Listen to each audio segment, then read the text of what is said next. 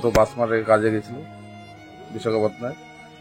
গত 2 সপ্তাহ আগে একটা মোবাইল চুরি হয়ে যায়। মানে ওইখানে দুটো ঠিকাদার কাজ করে, একটা স্থানীয়, একটা আমাদের এখানকার আমার এই শালারা। ওইখানে কাজ করে ওদের ওই নর্থ বাঙালি যে ঠিকাদার, ওদের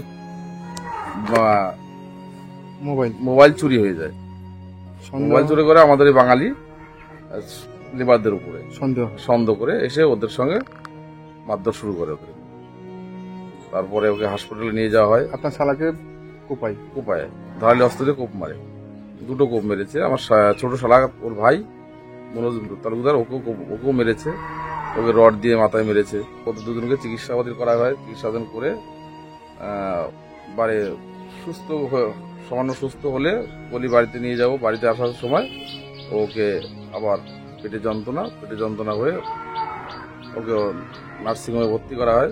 ভর্তি করে সেইখানে ডাক্তাররা ওকে বললো যে আঘাতের জন্য ওর মৃত্যু হয়েছে। হ্যাঁ, বাঙালি লেবারদের উপর সন্দেহ করেছে যে তোমার লেবাররা চুরি করেছে, তার জন্য মারধর করেছে।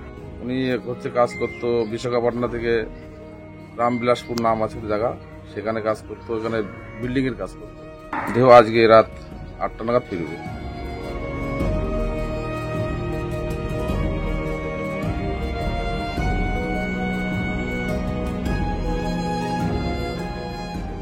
মানে বিশাখাপত্তনমে ওখানে কাজে গেছিল আমার ভাসুর, ঠিক আছে।